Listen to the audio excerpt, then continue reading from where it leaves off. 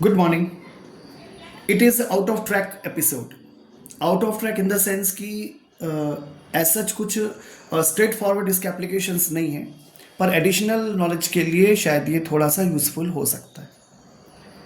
Question ये उठता है कि एक्टिव हाइड्रोजन्स क्या होते हैं और इसका एक्टिवेशन हमको कैसे पता चलेगा कि कितनी एक्टिविटी है। दूसरे शब्दों में आप ऐसे समझ लो कि एक्टिव हाइड्रोजन अगर कहीं प्रेजेंट है तो हमें कैसे पता चलेगा कि कितनी क्वांटिटी में है।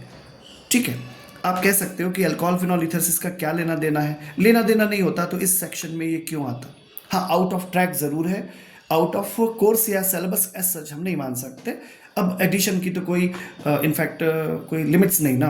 तो एक्टिव हाइड्रोजन के बारे में बात करना है। देखो क्या होती है, ऐसी हाइड्रोजन जो अटैच होती है ऑक्सीजन के साथ, नाइट्रोजन के साथ, सल्फर के साथ, या फिर टर्मिनल होता है ट्रिपल बॉन्ड में। समझिएगा इस बात को, यानी हम कैसे टर्मिनल अल्काइंस, उनमें जो हाइड्रोजन अटैच होती है उसे हम कहते हैं एक्टिव हाइड्रोजन। गुड। जैसे आप कह सकते हो कि आपके पास अल्कोहल्स होते हैं, आपके पास फिनॉल्स होते हैं, 1 and 2 डिग्री अमीन्स होते हैं आपके पास, क्योंकि 3 डिग्री में तो हाइड्रोजन नहीं होता ना, तो थायो अल्कोहल्स होते हैं। ठीक है, और जैसे मैंने आपसे कहा कि टर्मिनल अल्काइंस जो होते हैं, इन सभी में आपको एक्टिव हाइड्रोजन मिल जाती है। अब क्या होता है, एक बड़ा अजीब सा आपको नाम लगेगा, तो ये तो भारतीय नहीं है तो नेचुरली थोड़ा नाम अलग रहेगा, है ना। तो ये नाम किस तरह से आता है, ZEREWITINOFF, ज़ेरेविटिनॉफ।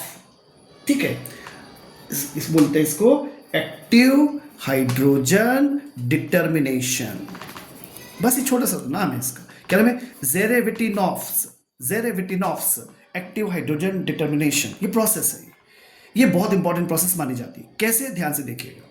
होता क्या है, आपको लगेगा CH3Mg प्रेफरेबल है आयोडीन, तो आप CH3Mg ले लीजिए, इसकी रिएक्शन कर दीजिए ROH के साथ। ध्यान से देखिएगा, अब क्या होगा, जो ये अल्काइल है जो जुड़ा हुआ है, अरे RMgX वाला होता है ना, जो R, ये जो इससे क्या बनने वाला है, बस ये समझ लीजिए, इससे बनेगा, ये जो H इससे जुड़ जाएगा, बनेगा CH4। अब ये हाइड्रोकार्बन एक डेफिनेट क्वांटिटी में रिलीज होगा, ध्यान देना। ठीक है, प्लस मुझे क्या लिखना है, अब ये Mg है, ये I है और ये OR है, लिख दीजिए। तो लिख देते हैं, Mg लिख देते हैं और OR लिख देते हैं और I लिख देते हैं। ठीक है ना साहब, ये कहानी होगी। सिमिलरली ध्यान से देखिएगा, अगर मैंने लिखा यहाँ पर CH3MgI प्लस C6H5OH, अरे अल्कोहल है, अब ले लिया, फिनॉल ले लिया। अब क्या होगा, देखो ये क्या लिखा है यहाँ पर CH3, इस पे मत जाओ, CH3 पे जाओ, तो कितना हो जाएगा, यहाँ पे क्या निकलेगा, CH4 निकलेगा, प्लस कितना हो जाएगा, एग्जैक्टली जैसे अभी बात की थी, तो Mg बनेगा, फिर O और C6H5 बना लो और आयोडीन कर लो। ठीक है, चलो एक और करते हैं। अब हो जाएगा CH3 ले लिया, है ना, और ले लो Mg ले लो, I ले लो। ठीक है, प्लस अब ले लेते हैं क्या, थायो अल्कोहल। तो ROH होता है अल्कोहल और RSH होता है थायो अल्कोहल। S को बोलते हैं थायो, है ना, थायो। तो ये क्या हो जाएगा, RSH थायो अल्कोहल हो गया। इस केस में भी क्या होगा, ये CH3 दिख रहा है, तो यहाँ पे क्या बन जाएगा, ऑब्वियसली CH4। ये जो क्वांटिटी निकलती है ना, ये हमारे लिए इंपॉर्टेंट होती है।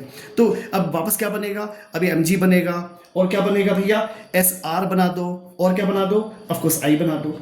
समझ में आ रहा है आपको कि क्या खेल हुआ, अल्कोहल हो गया, फिनॉल हो गया, थायो अल्कोहल हो गया। अमीन्स को भी ले लेते हैं, तो अब आप कहोगे CH3 ले लो, Mg ले लो, I ले लो और RNH2 ले लो।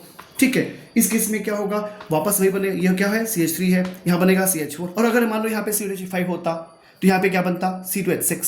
एम आई क्लियर, बस सिंपल सी कहानी है। तो ये ऐसे आ जाएगा, और अब आपके पास यहाँ पे क्या होगा, ये तैयार हो गया, CH4 आ गया, और बना लीजिए Mg बना लीजिए और बना लीजिए, यहाँ पे क्या बचा, H बच गया, एक R बच गया होगा, है ना, एक N बच गया होगा, और प्लस क्या, और आयोडीन लग जाएगी। ये कहानी होगी। मान लो आपके पास होता CH3 है, आपने लिया MgI और आपने यहाँ पे कर दिया R2NH कर दिया। अरे हाइड्रोजन होना चाहिए, एक्टिव हाइड्रोजन होना चाहिए ना, तो क्या हो जाएगा, वापस वही CH3 वाला मामला बन गया। तो यहाँ पे क्या बन जाएगा, फिर से CH4 रिलीज हो जाएगा। Am I clear. और लास्ट में अब समझ आ गया वापस, है ना, और लास्ट में क्या कहना है, सपोज CH3 है, MgI है, and let it be RC triple bond CH, ऐसा लिख दिया, है ना। तो इस केस में क्या हो जाएगा, इस केस में भी क्या बनेगा, ये CH3 है तो ये CH4 बनेगा। समझ में आ रहा होगा। मैं फिर से एक बार कह रहा हूं, अगर यहां पर CH3 नहीं होगा, ग्रिग्नॉर्ड रिएजेंट में अगर यहां पे जो भी आप लिखते हो R, उसी के करस्पॉन्डिंग तुमको यहां पर हाइड्रोकार्बन मिलेंगे, अल्केन्स मिलेंगे। जो अल्काइल ग्रुप होगा उसके अल्केन्स मिलेंगे। इसमें मत जाओ कि यहाँ पे 6H5 लिखा है कि यहाँ पे क्या लिखा हुआ है। Am I clear? ये सिंपल सी कहानी है। तो होता क्या है कि नंबर ऑफ एक्टिव हाइड्रोजन हमको इससे पता चल जाता है,